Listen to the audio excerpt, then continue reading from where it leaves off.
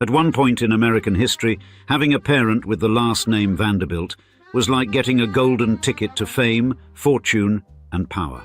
Indeed, for decades, the descendants of railroad magnate Cornelius Vanderbilt spent money like it was going out of style, including building the largest private home in America to this very day, the Biltmore Estate in North Carolina, and getting one of the country's most prestigious universities named after their family.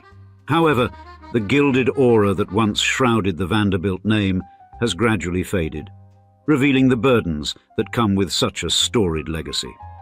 By the 21st century, the dazzling excesses of the Vanderbilt past had given way to a more subdued presence, and despite having one of the most recognizable faces in news be a member of this legendary dynasty, most people on the streets of America would not know what became of the Vanderbilt legacy.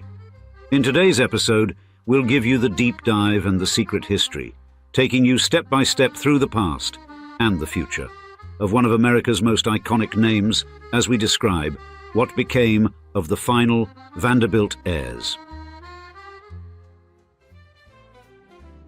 Anderson Cooper seems to have cornered the market on both broadcasting and bank balances, with his 2024 endeavors stamping him as a titan of American journalism and a not-so-secret admirer of the finer things in life.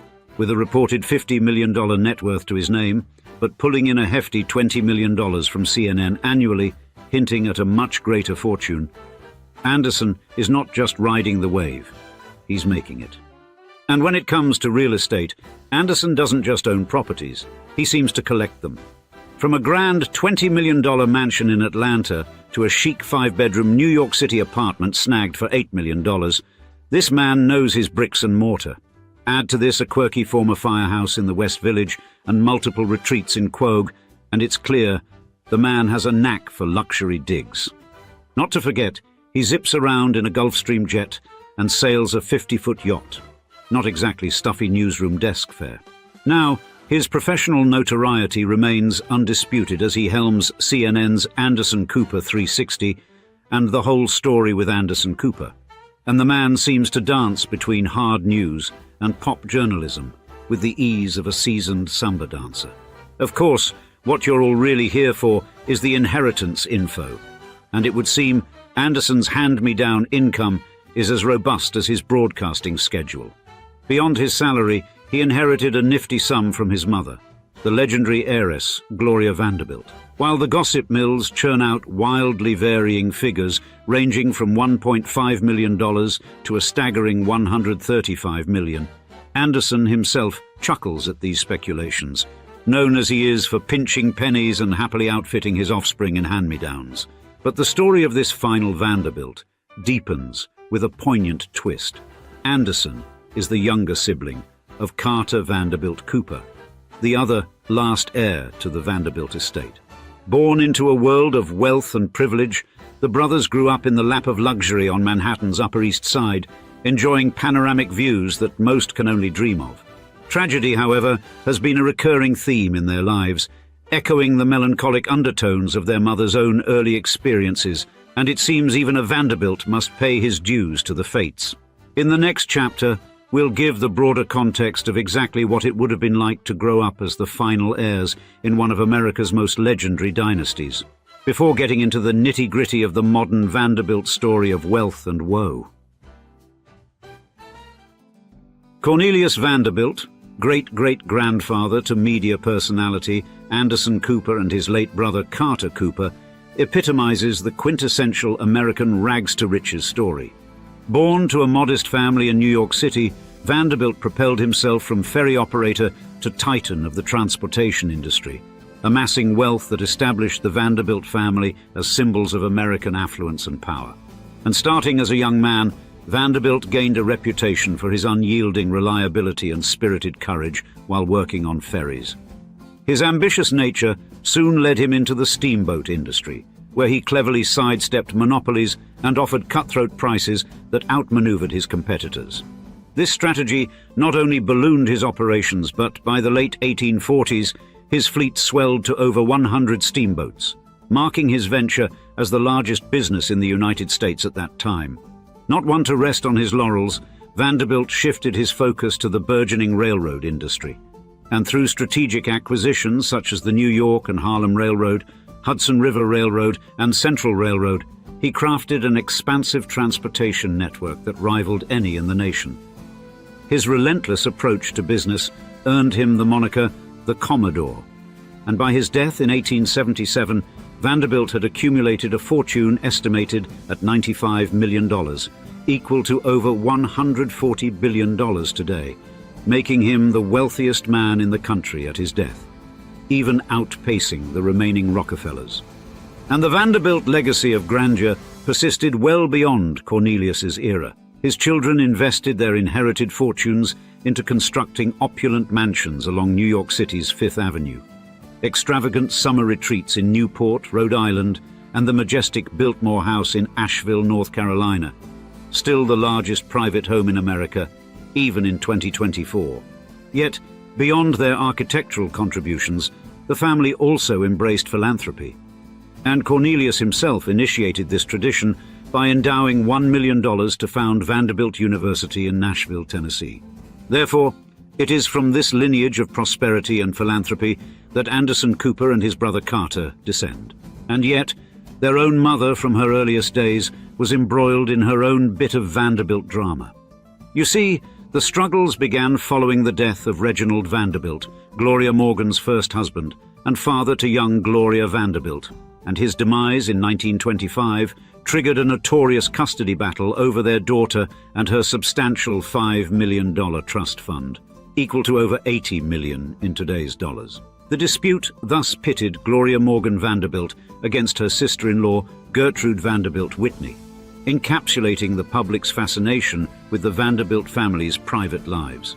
Dubbed the trial of the century, this high-profile legal saga unfolded during the depths of the Great Depression, casting a stark light on the lives of the ultra-wealthy. Accusations flew thick and fast in the courtroom, painting Gloria Morgan Vanderbilt as a socialite more devoted to her European jaunts than to her maternal duties. Gertrude Whitney, who had been acting as the young Gloria's guardian at her lavish New York estate, ultimately won custody, relegating Gloria Morgan to mere visitation rights. But the trial left an unforgettable mark on how Gloria Vanderbilt perceived her own mother. As a beautiful stranger, she only saw occasionally. Despite these rocky beginnings, Gloria Vanderbilt carved out her own notable path, turning her talents to the worlds of art, fashion, and literature. Her foray into the fashion industry, particularly her pioneering line of designer jeans in the 1970s, catapulted her to new heights of commercial success. And in 1980, at the height of her brand's popularity, she pocketed an impressive $10 million from royalties alone, an amount equivalent to more than $30 million today. But the romance between Gloria Vanderbilt and Wyatt Emery Cooper, Anderson and Cooper's father, is also a key aspect of the journey to understanding the final Vanderbilt heirs. Gloria and Wyatt first crossed paths at a New York City dinner party in the early 1960s, where Gloria was immediately taken with Wyatt's striking blue eyes, and she described their first meeting as a shock of recognition, a moment that sparked an immediate connection. You see, at this juncture, Gloria was a famed socialite and fashion innovator, while Wyatt had carved out his niche as a gifted writer and actor with roots in the Deep South. Despite their disparate backgrounds, Gloria from the opulent Vanderbilt dynasty and Wyatt from a humble Mississippi upbringing, they discovered mutual interests and values that drew them together. As their relationship blossomed, Gloria found herself enchanted by Wyatt's integrity and deeply ingrained values. His large, affectionate family offered her a window into a nurturing family environment she had never experienced, due to her own chaotic upbringing. And this insight was instrumental in her decision that Wyatt was the ideal partner with whom to build a family. Wyatt, in turn, was captivated by Gloria. He saw past her public persona to her artistic prowess and her longing for an authentic family life. Furthermore, their romance was enriched by their joint involvement in New York's vibrant arts scene, weaving their personal and professional lives into a shared tapestry. The couple's commitment culminated in marriage on Christmas Eve, 1963, and for Gloria, who had already experienced 3 previous marriages, Wyatt was the definitive love of her life. This marriage heralded a new chapter, providing the stability and family life she had earnestly sought.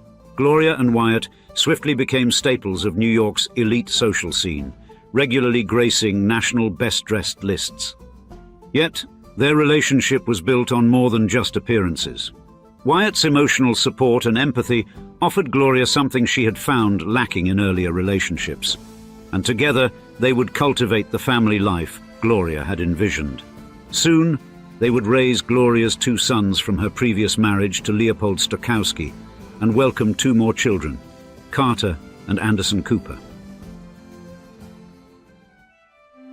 From their earliest days, the Cooper brothers were steeped in luxury. Icons like Diane Arbus were behind the camera capturing their infant giggles, and Anderson even snagged a gig on The Tonight Show at the tender age of 3.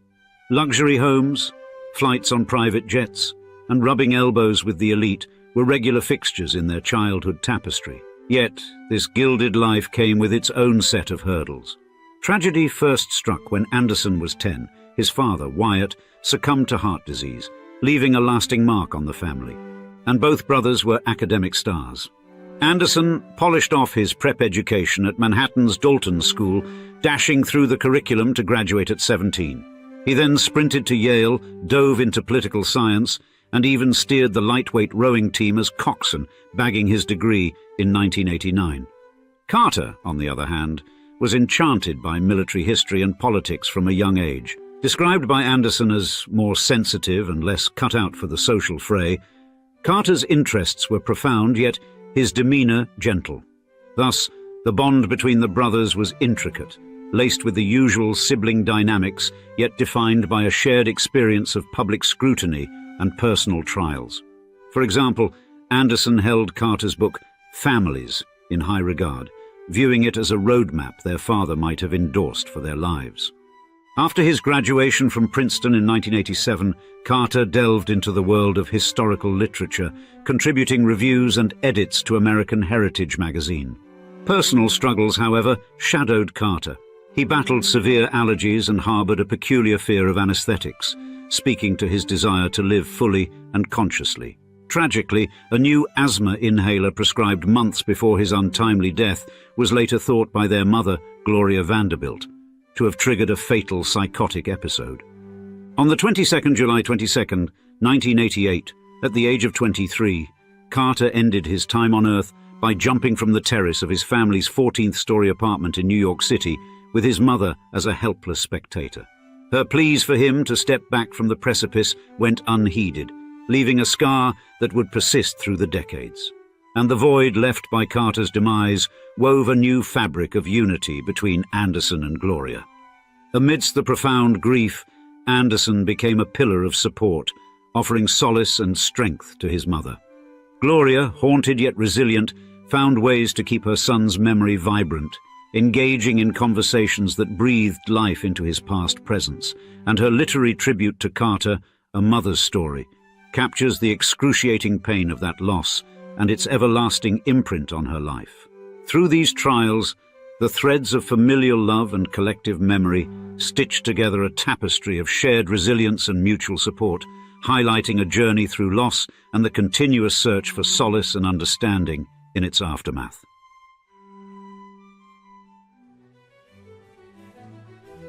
In the wake of personal catastrophe, Anderson Cooper and his mother, Gloria Vanderbilt, leaned heavily on one another, and the ripple effects of Carter's untimely departure profoundly shaped Anderson's professional path and personal ethos. He openly credits his brother's death as a pivotal force driving him toward journalism, a field where he frequently tackles themes of loss, resilience, and the human spirit's indomitable capacity to recover. While covering global adversities, Anderson found a way to process his own heartaches, though the sorrow of his brother's absence remains a constant companion. And the death of Gloria Vanderbilt at 95, due to stomach cancer, marked another chapter of loss in Cooper's life. Thus, despite his accomplishments and professional standing, Anderson Cooper has always been candid about his personal struggles with grief. This openness led him to launch All There Is in 2022, a podcast exploring the multifaceted nature of grief and its profound impact on those it afflicts. The podcast has resonated deeply, creating a community for individuals navigating similar pathways of loss, offering both solace and shared understanding. In more personal realms, joy has blossomed for Cooper in recent years, particularly in his role as a father to his two sons, Wyatt and Sebastian, whom he shares with his former partner, Benjamin Messani.